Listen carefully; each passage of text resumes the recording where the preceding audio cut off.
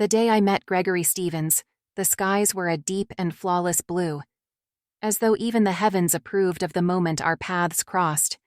I was a freelance illustrator, clinging to my dreams of creating a graphic novel, and Gregory was a charming marketing consultant with an easy smile and a laugh that could melt glaciers. He introduced himself at a gallery opening in downtown Chicago, and his energy seemed to light up the entire room. I had no way of knowing then that beneath his polished exterior lay a darkness I couldn't have imagined in my worst nightmares. Our whirlwind romance was straight out of a Hallmark movie. Flowers appeared on my doorstep weekly, surprise weekend trips whisked me away from my laptop, and Gregory's devotion was magnetic. Friends called it a fairy tale, and I began to believe in happy endings again. By the end of that year, we were married in a cozy ceremony. I thought I had struck gold. But Gregory's perfection was a mask. He claimed he adored how independent I was, how passionately I pursued my dreams, but soon his language shifted. "Why struggle so hard, Rachel?" he'd ask as I burned the midnight oil. "We're a team now. Let me take care of things." It seemed romantic at first, a man eager to shoulder the weight of our future. I let my guard down. The worst mistake I could have made.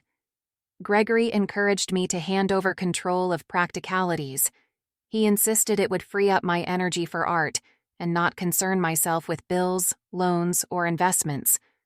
Little did I know that what he termed practicalities were the keys to my financial security. Subtlety was his forte, and by the time I fully grasped how much authority I'd ceded, it was too late. The bank accounts were in his name, the home we bought together, in his name. He dismissed my hesitations with smooth words. "It's just paperwork, Rachel." I wanted to believe him. My family had taught me to value trust in a marriage, to share everything. I naively thought sharing meant safety. The first time I realized something was wrong, Gregory had missed a dinner date without explanation. "Just a client meeting that ran over," he said with a sheepish grin. Days later, credit card charges appeared on my statement, luxury items I hadn't purchased. He dismissed it with, "Just business expenses," and promised he'd sort it out. Over time, these anomalies grew. There were vague phone calls he excused himself to take, papers he quickly hid in his briefcase, and one particularly heated argument after I stumbled across a foreclosure notice tucked in his desk. "It's nothing," he snapped, transforming from the man who had once worshipped me to someone I barely recognized. My heart ached, a tight, painful knot that refused to untangle, but his reassurances held me captive in denial. As weeks passed, his absences became more frequent and harder to explain. There were times he wouldn't come home until the early hours, mumbling excuses that barely made sense.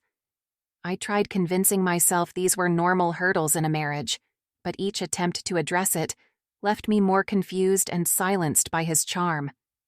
The revelation. The day my world unraveled began like any other. Gregory left for a meeting while I worked in our living room, sketching a storyboard. An unusual urgency had seized me lately, pushing me to create as though it could protect me from the tension shadowing my life. Hours later, the doorbell rang. Two somber-faced men in suits stood on my porch. "Mrs. Stevens?" one asked, holding up a badge. "We're here to repossess the property. You're aware your husband defaulted on the mortgage?" Defaulted? A sickly wave of dread coursed through me. I stared at them, grasping for words, but nothing came. That's when they handed me the documents. My name wasn't on the deed anymore. Gregory had refinanced the house, then quietly transferred it entirely to himself. My hands trembled as I clutched the papers. I sank to the floor, cold seeping into my bones. The life I had built with Gregory disintegrated before my eyes. I called him, again and again, but the number was suddenly disconnected. That's when the second devastating realization hit me. Every trace of Gregory, his suits, his watch, his cologne, was gone. Even his toiletries had vanished from our bathroom. The man I had built my life around had disappeared, leaving a gaping void where certainty once resided. In that empty house, every room echoed with silence that only amplified my despair. I shuffled between what had once been our shared spaces, touching furniture and possessions that now felt alien, as though they belonged to someone else's story. My sketches lay strewn on the desk, a painful reminder of the life Gregory had so casually discarded. Over the next weeks, I pieced together the enormity of Gregory's betrayal. The shared bank accounts were empty. My savings were gone, funneled into shady ventures under his control. Worse, he had maxed out credit cards opened in my name. Debt collectors called constantly, demanding payments for cars and purchases I'd never owned or seen. Each new revelation was a fresh wound. I oscillated between blind fury and overwhelming sadness, mourning not just the financial losses, but the person I believed Gregory to be. The worst betrayal was finding out Gregory had orchestrated it all. I discovered emails between him and his so-called business partners detailing how he planned to leave me, penniless but not suspiciously, until he could secure his own financial escape. The sleepless nights were the worst. I'd curl up at night, staring at the empty side of the bed, replaying every moment in my head, scrutinizing myself. What did I miss?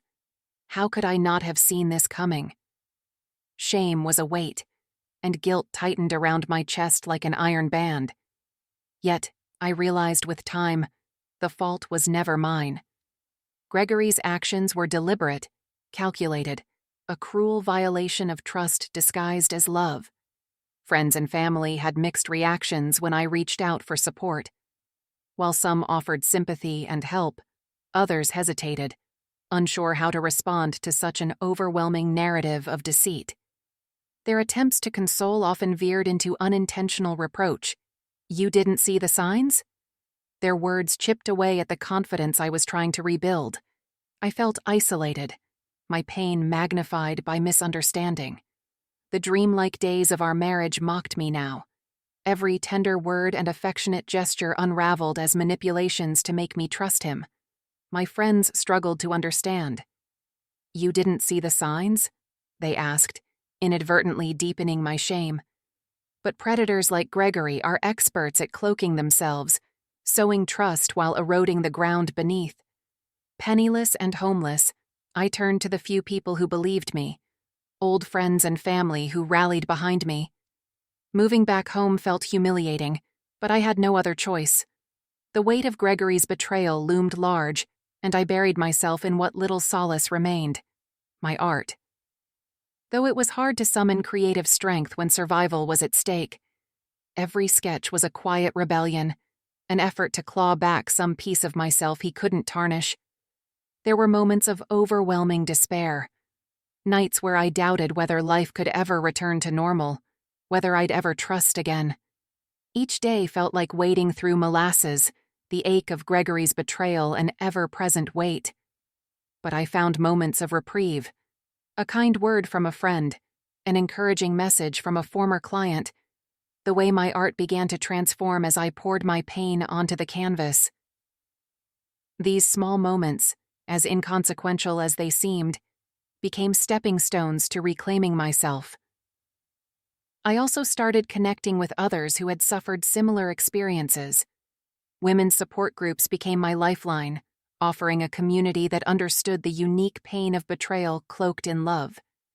Hearing their stories helped me rediscover my voice. I wasn't just a victim, I was a survivor navigating an uncharted course. Months later, Gregory's whereabouts came to light.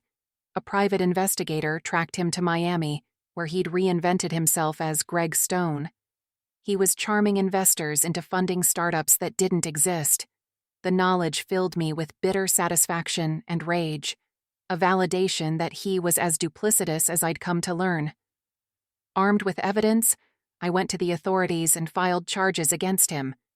Though he evaded arrest for a time, law enforcement eventually caught up. By then, the emotional and financial wreckage he'd caused wasn't limited to me. Confronting the legal system was another battle. I had to relive my trauma in excruciating detail, recounting every deceitful act Gregory had committed. But it was also cathartic. Each time I recounted my story, I felt a tiny sliver of the burden lift from my shoulders. Gregory's downfall was inevitable, and seeing him face the consequences of his actions was a balm for my wounded heart. The legal system's wheels turned slowly, and reclaiming my life felt like clawing my way out of quicksand. I worked part-time gigs while restarting my illustration career. Friends' couches turned into a modest rented room. Each day blurred into the next, but slowly, the sense of purpose I found in creating began to mend the frayed edges of my identity. Looking back, I don't blame myself as much as I used to. Predators thrive on trust, not stupidity. I realize now that love without trust and transparency is a shallow imitation. Gregory claimed his deceit was born from love, but love doesn't strip away security, agency, or trust. It doesn't rob and abandon. While his betrayal still stings, it shaped me into someone more discerning and fiercely protective of my boundaries. Today, I'm not wealthy, not yet, but I'm free. I've rebuilt the foundation of my life with my own hands, brick by brick, sketch by sketch. I've even begun speaking at women's shelters and support groups, sharing my story in hopes it can protect others from similar heartache. Gregory may have taken my money, but he never broke my spirit. That remains mine, untouchable and stronger than ever before.